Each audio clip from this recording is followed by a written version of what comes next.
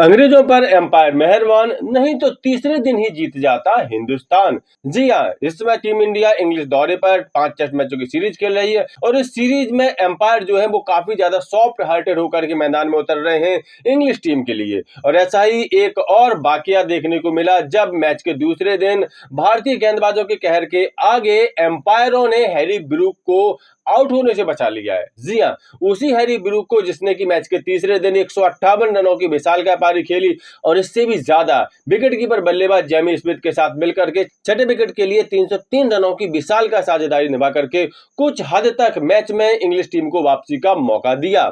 तो इस वीडियो में हम देखने वाले हैं कि हैरी ब्रूक किस तरह से क्लियर आउट थे, उनको किस गेंदबाज ने आउट कर दिया था, लेकिन उसके बावजूद एम्पायरों ने किस तरह से हैरी ब्रूक को आउट होने से बचा लिया। तो आपको बता दें कि मैच के दूसरे दिन जब भारत ने 587 रनों का विशाल का स्कोर खड़ा किया था, उसके जवाब में जब इंग्लिश बल्लेबाज पहली पारी में बल्लेबाजी करने के लिए उतरे तो सिर्फ 25 रनों पर ही भारत ने अंग्रेजों के 3 बड़े विकेट उखाड़ करके सनसनी फैला दी थी। और जब इंग्लिश पारी का 10वां ओवर चल रहा था, मोहम्मद सिराज गेंदबाजी कर रहे थे, उन्होंने अपने इस ओवर की पहली ही गेंद हैरी ब्रूक को जो फेंकी, उस गेंद पर Harry Brook clear LBW out हो रहे थे।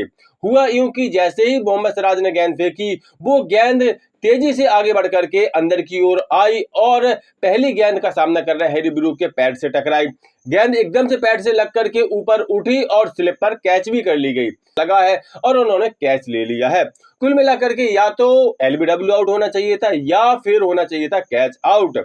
यहाँ पर एम्पायरों ने आउट नहीं दिया, यहाँ पर शुभमन गिल ने ले लिया डीआरएस और डीआरएस में क्लियर पता चल रहा था कि गेंद जो थी वो बल्ले से नहीं लगी है, क्लियर पैड से लगी है और पैड अगर नहीं सामने आता तो फिर वो बॉल सीधी स्टंप को हिट कर रही थी। लेकिन चूंकि एम्पायर ने आउट नहीं दिया था, इसीलिए मामूली अंतर से एम्पायर कॉल हुई और एम्पायर कॉल की वजह से यहाँ पर हैरी ब्रूक मैच के दूसरे दिन ही आउट होने से बच गए। और इन्हीं हैरी ब्रूक ने मैच के तीसरे दिन जेमी स्मिथ के साथ मिलकर के 303 रनों की विशाल का साझेदारी निभा करके इंग्लिश टीम को मैच में वापसी आने का मौका दिया है।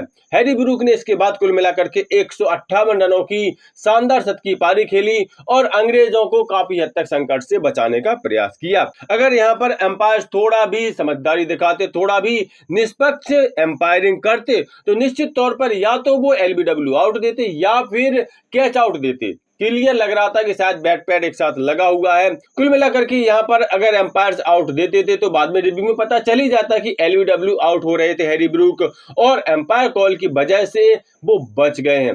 कुल मिलाकर के यहाँ पर हैरी ब्रूक को एम्पायर ने बचा लिया, लेकिन ये पहली बार नहीं हुआ है जब एम्पायर्स ने इंग्लिश टीम के पक्ष में कोई फैसला सुनाया हो या किसी तरह से इंग्लिश टीम को बचाया हो।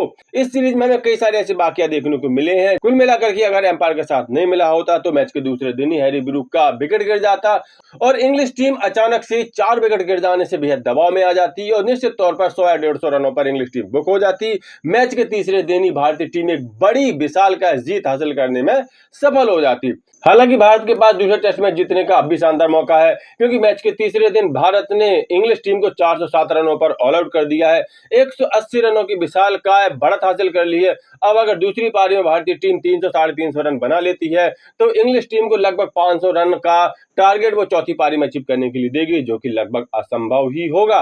कुल मिलाकर के क्या भारतीय टीम अब भी दूसरे टेस्ट मैच जीत सकती है? इस बारे में अपनी राय, अपने प्रेडिक्शन कमेंट करके जरूर दें। साथ ही साथ स्पोर्ट्स के सभी अपडेट्स के लिए सफलतानामा चैनल सब्सक्राइब जरूर कर लें।